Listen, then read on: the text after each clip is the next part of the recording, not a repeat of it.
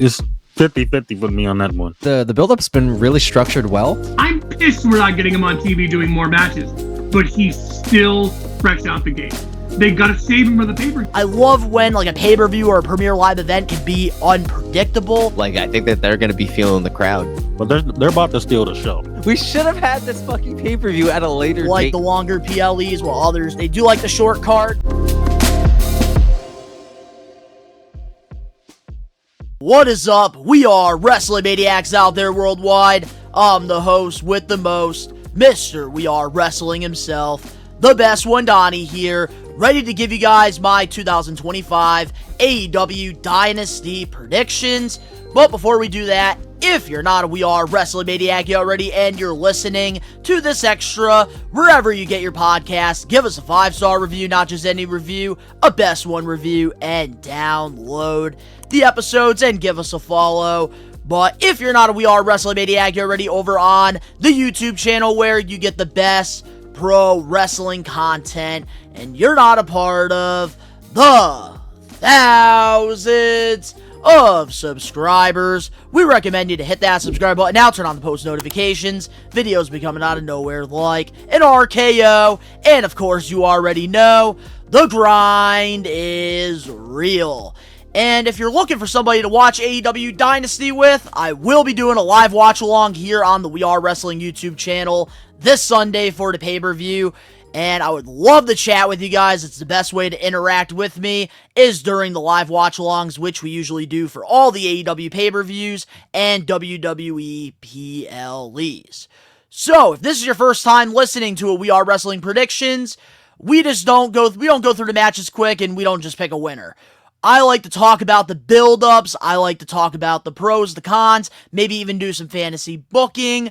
I like to give you guys a more in-depth predictions, which is why I usually like to separate the predictions from our live episodes of the We Are Wrestling podcast that you can catch every Wednesday live here on the We Are Wrestling YouTube channel, 5 p.m. Eastern Standard Time.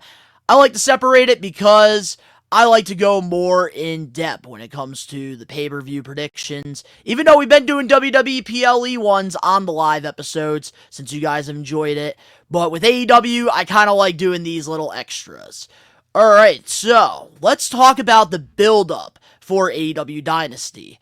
I will say this, I like that AEW has been putting together consistent television shows. They haven't really been over the top, but they also haven't been dog shit. And it seems like AEW is starting to pick up some momentum, and I think that they are right now under the radar. And I think the people that are actually tuning in to Dynamite are enjoying it, because the ratings have gone up since AEW Revolution, and I think AEW is doing a pretty solid job with the roster that they have right now. I do think that there is still some more room to improve. Obviously, with any promotion, there's room to improve. But I like that AEW is focusing on AEW. They're not focusing on what WWE is doing. And as an AEW fan, I like that. And I'm also a WWE fan as well. Like, there's no tribalism with me. But when it comes to the podcast, I will call out the good and I will call out the bullshit. And I think right now, AEW, Tony Khan is doing a great job with staying under the radar. And I think that's what they need to do to start building this momentum and continue this.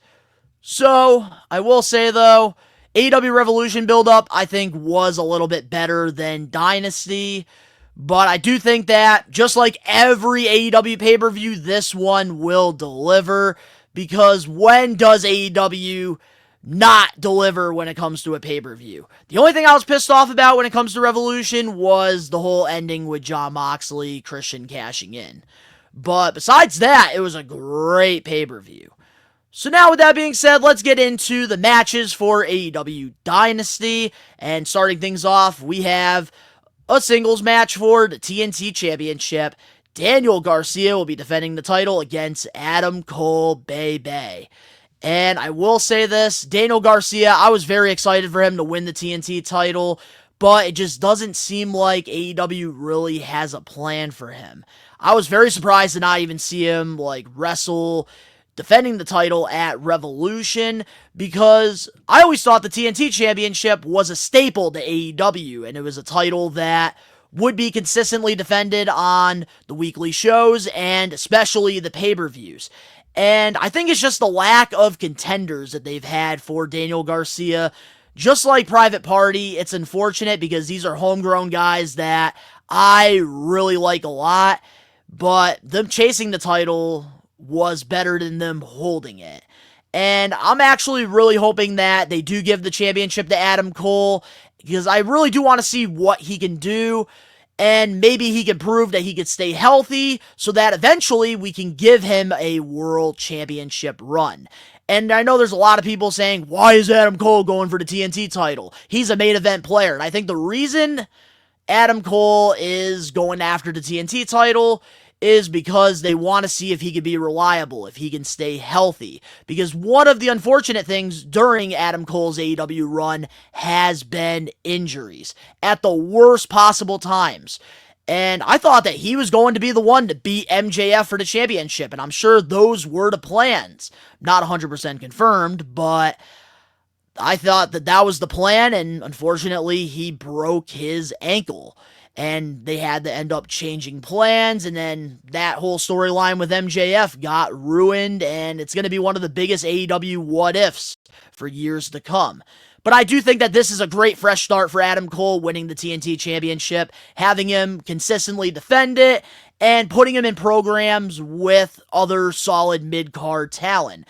And eventually we can put over a homegrown AEW star by beating a star like Adam Cole, and hopefully Adam Cole can stay healthy, make this championship relevant again, and prove to AEW that he can be reliable, and we can maybe give him an AEW world title a year from now. But I wish Daniel Garcia's title run was a lot better, but in this case, I have to go with Adam Cole. I think we need a fresh coat of paint on that TNT title. Moving on now to our next match on the card, we have a Owen Hart Cup tournament match, Mercedes Moné versus Julia Hart. And honestly, I'm very excited about this match. I know there's a lot of people that are saying that, oh, this could be a Dynamite or a Collision match. And I do agree. But I love Julia Hart, and Mercedes Moné is starting to really pick up a lot of momentum in AEW. It seems like she's really finding her groove, and even some people now are starting to believe that her run as Mercedes Moné is better than Sasha Banks, which I'm not there yet. But I will say, her versus Julia Hart, this will be great for Julia Hart, because Julia Hart's been kind of lost a little bit since losing that TBS championship. But I think that this will be a great way to kind of get her back in the swing of things. I do think that Mercedes Moné is going to win. I do see her probably winning this entire Owen Hart Cup, and then they're going to have her go against Timeless Toni Storm at All In. Because with all the championships, like, can Toni Storm stop this undefeated streak that Mercedes Moné has? I think that that's the route that they're going. So I do see Mercedes winning this, but Julia Hart is going to look good. And I think that this is going to be a very underrated match. Moving on now to the next match on the card, we have a triple threat match for the AEW International Championship. Kenny Omega will be defending the title against Ricochet versus Speedball Mike Bailey. I don't really like the build-up to this match, but I will say this is probably going to be the match of the night, hands down. I think that we're going to be getting some crazy spots. I really am enjoying Ricochet at AEW since turning heel. I think that he's doing a great job at it. Speedball Mike Bailey, I think, is a great addition to the AEW roster. I think that he's just such a perfect fit. Great high flyer and strong style. I just think that he's a great fit to the AEW roster. And Kenny Omega, I think him holding the International Championship, making that title prestigious again, great booking decision there. And I think that this is going to be a great match that we're going to be looking back at. And I know for a fact that my eyes are going to be glued to that screen during that entire match, which will probably end up being 20 to 25 minutes. I do think that it is too soon for Speedball Mike Bailey to be getting a AEW championship shot. And I know I'm going to talk about this probably later on in another match about somebody else, but I do feel like with AEW, they do throw their new stars into the Sharks right away, and I don't think that that's the right move. I feel like Speedball Mike Bailey should be feuding with another AEW star that doesn't have a championship to kind of get those reps in. I think him going right for the championship and then him losing, he's going to get lost in the shuffle, and then eventually we're only going to be seeing him on Collision, which I hope is not the case here. But I do think that they do got to be more patient when it comes to their new wrestlers. But this is going to be a great match. I'm very excited about it, and I do think that Kenny Omega will retain the international title, because I do think that the titles are going to get unified, the Continental and the International, and I do see that happening at AEW All In, Kenny Omega versus Okada, and hopefully we just call it the International title and just get rid of the Continental, because there's no point in having that title. He's not even defending it on this card. So I am going to have to go with Kenny Omega on this one, but I think it's going to be a great match, and I do hope that this leads to a Ricochet and Speedball Mike Bailey feud that doesn't involve a championship. Moving on now to our next match on the Aew Dynasty card. It is for the Ring of Honor World Championship. Chris Jericho will be defending the title against Bandito in a title versus mask match. And I do think that they have done a very solid job building this feud up. But why is this on the AEW card and not Ring of Honor?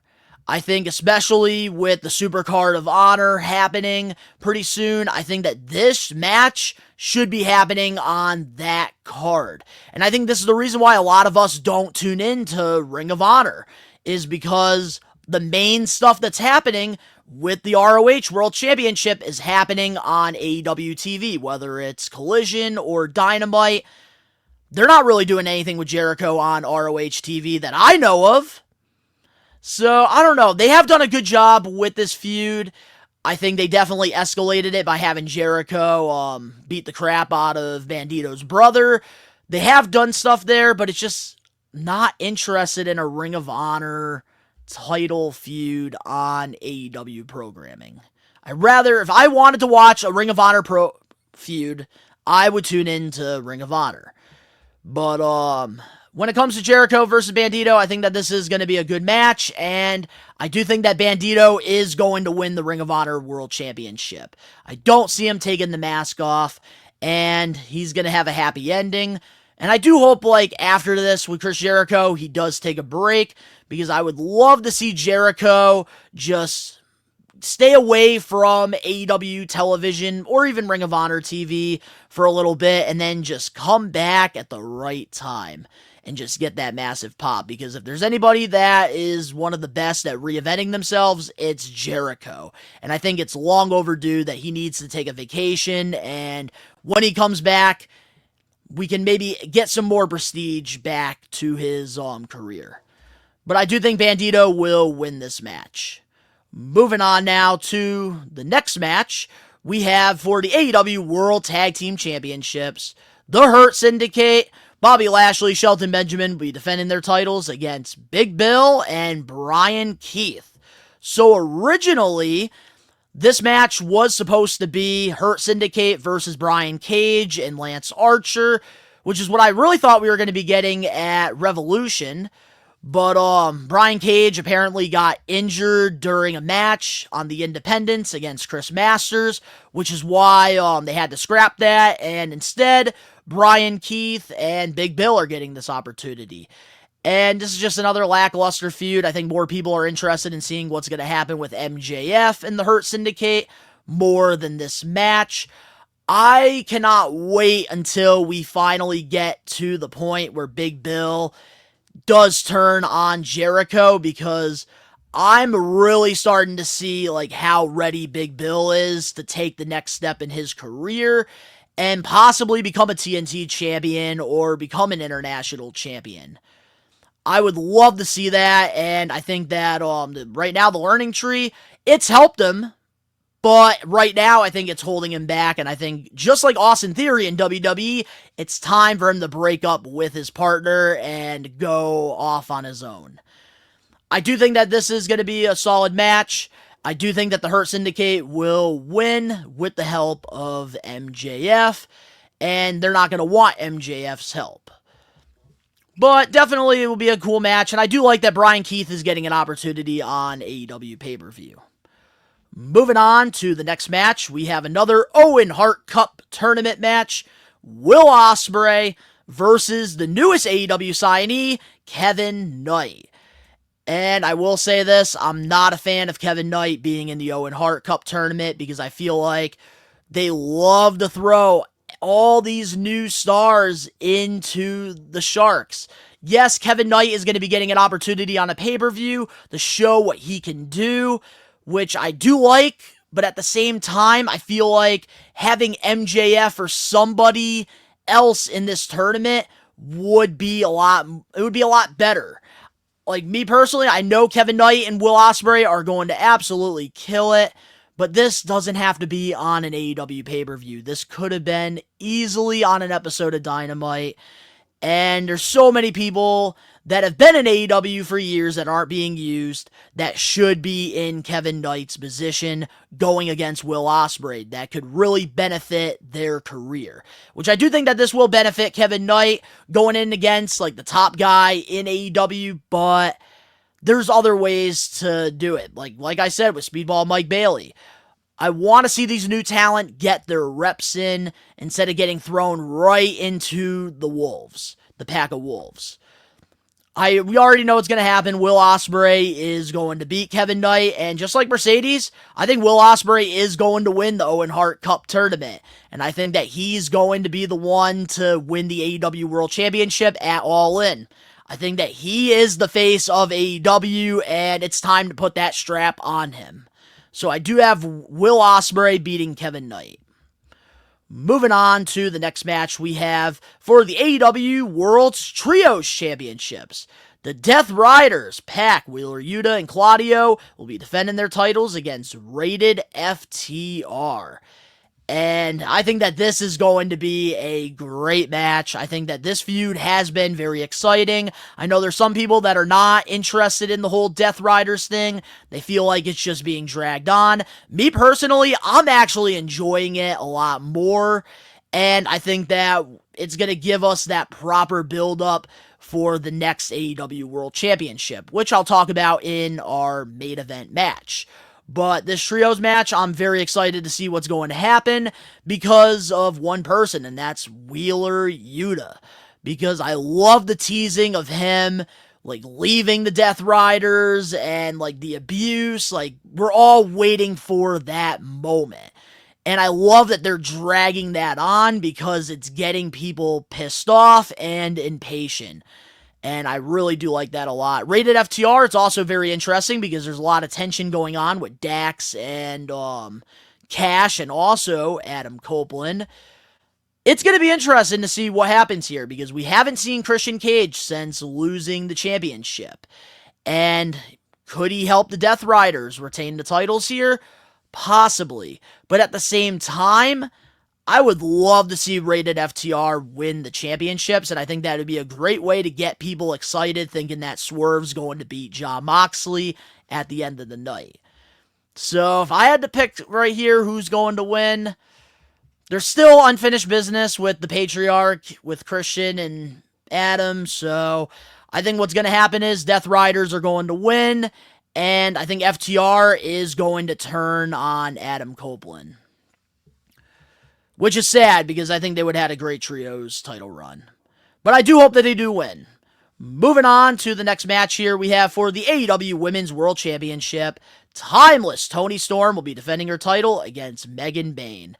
And before I criticize this, I just want to say I'm a huge fan of Megan Bayne. I think that she could be a world champion in any promotion, and that includes the WWE. She's got the it factor, and she is very talented in the ring. She's somebody that I've watched for years at Northeast Wrestling, and I love that AEW is finally giving her this opportunity.